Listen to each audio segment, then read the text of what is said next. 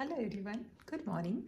In this video, I'm going to solve question number 4 and 6 of chapter 6.1 of class 10 mathematics, which is related to compound interest. In the last video, I have solved question number 2 and 3. So this video, I'm going to solve 4 and 6 because question number 5 is already solved in another video. Okay? तो देखिए question number 4 क्या कहता है। Question number 4 कहता है कि 30,000 rupees का वार्षिक 9% चक्रवृद्धि ब्याज की दर से 3 वर्ष का चक्रवृद्धि ब्याज ज्ञात करें। ओके, तो इसमें दिया गया है क्या क्या। देखिए प्रिंसिपल अमाउंट दिया हुआ है 30,000, इसमें दिया हुआ है रेट ऑफ इंटरेस्ट जो है 9%, ये भी ईयरली है या वार्षिक है, और चक्रवृद्धि ब्याज की दर से 3 वर्ष का चक्रवृद्धि ब्याज हमें ज्ञात करना है। ये टाइम है हमारे पास 3 ईयर्स। ठीक है, तो जो जो दिया गया है हम यहाँ पर लिख लेते हैं। तो क्वेश्चन नंबर 4 में हमारे पास क्या क्या है पहले लिखते हैं। इसमें दिया गया है पी का वैल्यू आया है 30,000 इतना रुपए। ठीक है, P इक्वल टू, अच्छा इसमें है rate of interest R equal to है 8%, सॉरी 9%, और 3 वर्ष है तो N इक्वल टू है 3 ईयर्स। अब ध्यान दीजिए यहाँ पे, हम यहाँ पर क्यों N लिखते हैं, और जब हम रेट ऑफ इंटरेस्ट, जब हम टाइम साधारण ब्याज के समय में हम यहाँ पर T लिखते हैं, और जब कंपाउंड इंटरेस्ट है तब क्यों हम N लिख रहे हैं। इसका रीजन ये है कि N मतलब है नंबर ऑफ टाइम्स, मतलब कितनी बार जो है हम इंटरेस्ट कैलकुलेट कर रहे हैं, तो इसीलिए हम यहाँ पे नंबर ऑफ टाइम्स देते हैं, क्योंकि चक्रवृद्धि ब्याज में हमें इसमें हर साल हम इंटरेस्ट कैलकुलेट कर रहे हैं। ठीक है, लेकिन जब साधारण ब्याज कैलकुलेट करते हैं तब क्या करते हैं, हम सिर्फ आफ्टर, मतलब जब टाइम का एंड हो जाता है, जैसे अगर 3 ईयर्स है, 3 ईयर्स के बाद एक बार हम सिर्फ इंटरेस्ट जो है कैलकुलेट करेंगे। लेकिन यहाँ पे चूंकि हर साल हो रहा है, इसलिए नंबर ऑफ टाइम्स है 3 ईयर्स, कितनी बार हम कैलकुलेट कर रहे हैं, इसलिए यहाँ पे एन लिखते हैं, और साधारण ब्याज के क्षेत्र में हम लिखते हैं टी। ओके, अब हम क्या करेंगे, हमको यहाँ पर जो है क्या ज्ञात करना है, 3 वर्ष का चक्रवृद्धि ब्याज ज्ञात करना है। तो हमको कंपाउंड इंटरेस्ट जो है वो ज्ञात करना है। ठीक है, तो हम सबसे पहले क्या करते हैं, कंपाउंड इंटरेस्ट नहीं निकाल करके सबसे पहले हम लिखेंगे अमाउंट कैलकुलेटेड, मतलब कि अगर हमने इतना रुपया अगर रखा गया है, 30,000 रुपये अगर प्रिंसिपल अमाउंट है, रेट ऑफ इंटरेस्ट अगर है 9% और 3 साल का समय है, तो हमारे पास 3 साल के बाद कितना अमाउंट जो है वो इकट्ठा होगा वो हम निकाल लेंगे। अब हमारे पास जितने अमाउंट इकट्ठा होगा, जितने पैसे 30,000 रुपीज़ को रखने के बाद जितने पैसे हमें मिलेंगे, वो जो इकट्ठा जो होगा उसमें से अगर हम प्रिंसिपल अमाउंट को माइनस कर दे तो हमारा जो है कंपाउंड इंटरेस्ट का वैल्यू जो है ज्ञात हो जाएगा। तो इसीलिए सबसे पहले हम अमाउंट कैलकुलेट करते हैं कि मतलब कि ये बढ़ के जो है 30,000 कितने रुपए में ये परिवर्तित हो जाएगा, कितना रुपया बन जाएगा 30,000 से। ठीक है, तो इसलिए हम अमाउंट को पहले कैलकुलेट करते हैं। तो अमाउंट का फॉर्मूला तो आपको पता ही है कंपाउंड इंटरेस्ट के क्षेत्र में, तो इसका P into 1 plus R by 100 के पावर में है N, ये है हमारा फॉर्मूला। तो अगर हम P का वैल्यू यहाँ पे लिखते हैं, तो P का वैल्यू है 30,000 इंटू 1 प्लस R है 9 बाई 100 के पावर में N का वैल्यू है 3। ठीक है, तो 30,000 इंटू, इसको 1 बाई 1 करते हैं, इसको 100 करते हैं, तो अगर हम इसको ऐड करें तो 100 प्लस 9, ठीक है, पावर में 3, तो बराबर 30,000 इंटू 109 बाई 100 के पावर में है 3, तो बराबर 30,000 into 109 by 100 into 109 by 100 into 109 by 100। ठीक है, इतना वैल्यू हो गया। तो बराबर अगर हम यहाँ पे देखिए, नीचे का 2 0, नीचे से यहाँ पे 2 0 काटते हैं, यहाँ पे भी 2 0 और 2 0 कट जाएगा, तो बच गया कितना 309, 109, 100। इन चारों को हम जो अगर मल्टीप्लाई करेंगे तो हमारे पास आ जाएगा 3885,087, और नीचे आ जाएगा हमारे पास ये 2 0 कट चुके, सिर्फ 100 रह जाएगा। तो अगर हम इसको पॉइंट में बदल दें तो 2 0 है, तो यहाँ पे 2 अंक के बाद पॉइंट बढ़ जाएगा, तो 3885,0.87। ठीक है, तो ये जो है ये हो गया हमारा अमाउंट, कितना, ये जो है 30,000 बढ़ के हमारे पास इतने अमाउंट में ये बदल गया, 38,850 और 87 पैसे, इस अमाउंट में ये तब्दील हो गया, बदल गया। तो अब हमें कैसे हम फिर कंपाउंड इंटरेस्ट याद करेंगे, इन दोनों को माइनस कर देंगे। ओके, तो निकालना है हमें कंपाउंड इंटरेस्ट या CI। तो CI का फॉर्मूला क्या होता है, A माइनस P। तो A है 38,850.87 माइनस 30,000। तो माइनस करेंगे तो बस देखिए क्या हो जाएगा, 8,850.87।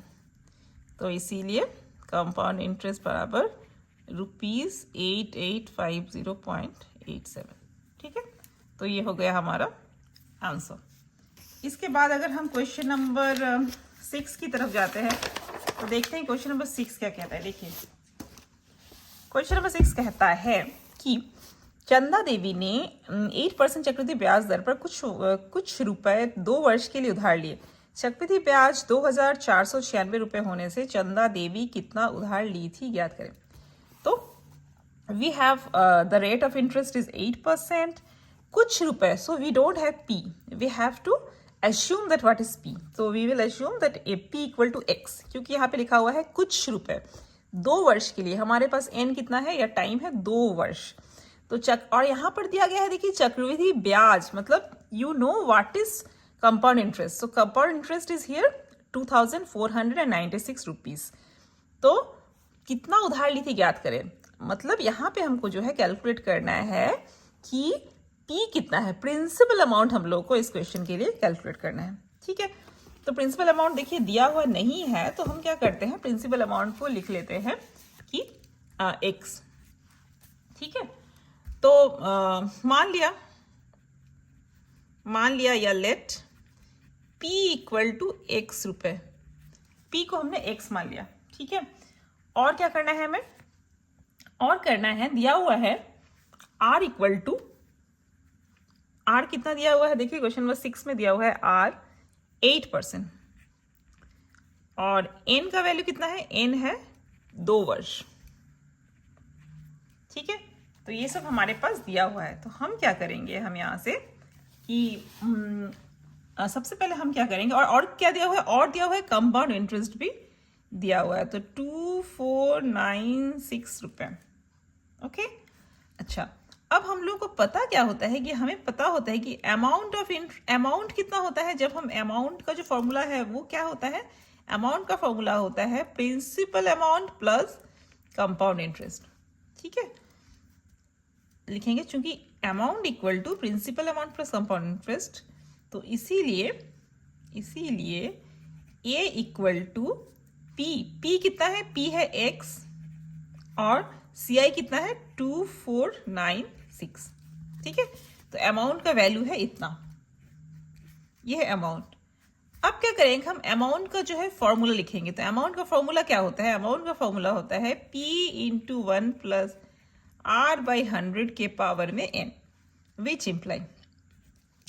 अब देखिए अमाउंट का जो वैल्यू है उसको हम लिख देंगे, अभी लिखने का जरूरत नहीं है। तो A इक्वल टू, तो बराबर P का वैल्यू कितना है, P है X इंटू 1 प्लस 8 बाई 100 के पावर में है 2